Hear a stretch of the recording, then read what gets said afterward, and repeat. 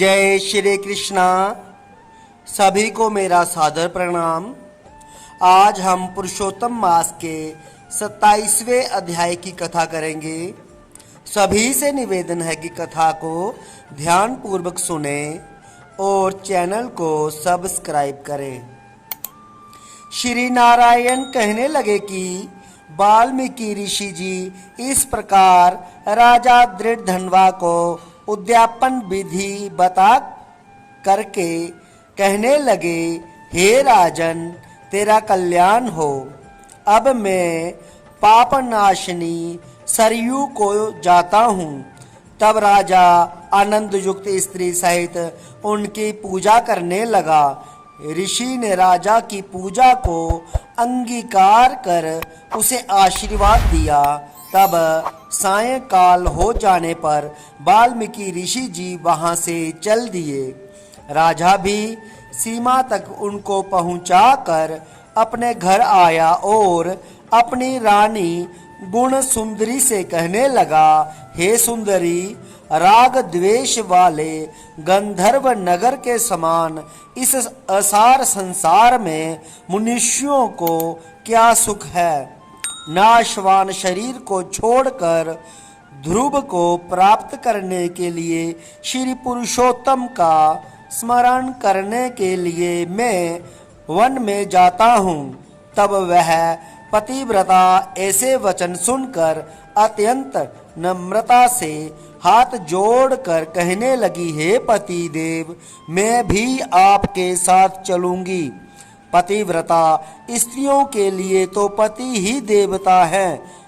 इस प्रकार प्रिया का वाक्य सुनकर और अंगीकार करके राजा पुत्र को राज्य अभिषेक कर स्त्री साथ तत्काल मुनियों से सेवित वन को चला गया। इस प्रकार व्रत की विधि में स्थित हुए तपोनिधि राजा की वह पतिव्रता रानी सेवा में तत्पर रहती।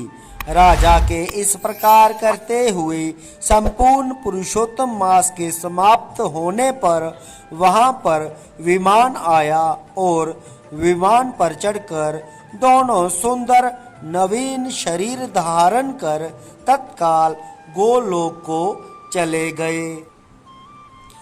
श्री नारायण बोले, हे नारद, इस पृथ्वी तल में पुरुषोत्तम के समान कुछ भी नहीं। 1000 जन्मों तक तप करने से भी फल नहीं मिलता जो पुरुषोत्तम के सेवन से मिलता है।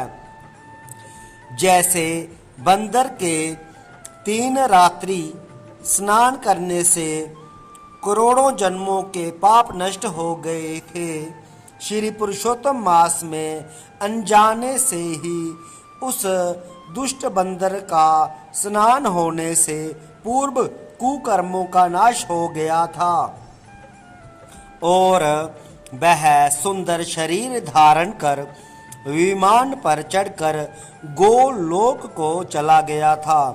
तपोनिधि, सब लोगों के हित के लिए वह कथा मेरे से कहिए कि उस बंदर ने 3 रात्रि वहां पर स्नान किया। वह बंदर कौन था, उसने क्या आहार किया, कहाँ उत्पन्न हुआ और उसके अनजाने ही पुरुषोत्तम मास में स्नान करने का क्या फल हुआ।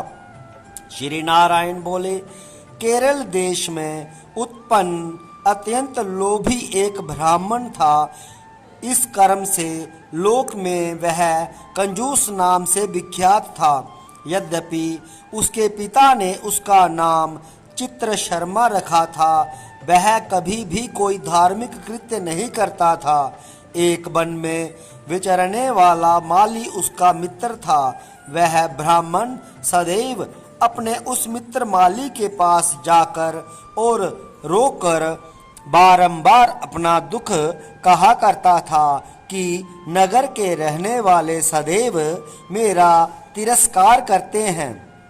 इससे इस नगर में रहना अति कठिन हो गया है। वह माली उसको दीन जानकर दया करता हुआ बोला, हे चित्र शर्मा, तुम इस समय बाड़ी में रहो। कंजूस माली के वचन सुनकर बड़े आनंद से उस बाड़ी में रहने लगा। नित्य उसके निकट रहता और उसकी आज्ञा का पालन करता। इससे उस माली का उस ब्राह्मण पर दृढ़ विश्वास हो गया। तब वह उस माली ने अत्यंत विश्वास से उस बाड़ी का उसको अधिपति बना दिया और सब प्रकार से बाड़ी की चिंता छोड़कर स्वयं ने राज मंदिर में नौकरी कर ली। इधर लोभ से अत्यंत दुर्बल वह कंजूस बेचने से बचे फलों को बड़े आनंद से निर्भय होकर खाने लगा।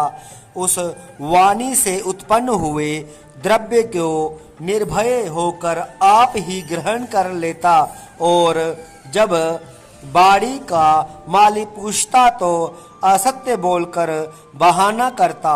इस प्रकार बुढ़ापे से गलित शरीर वाला वह दुर्बुद्धि कंजूस 87 वर्ष को हो गया।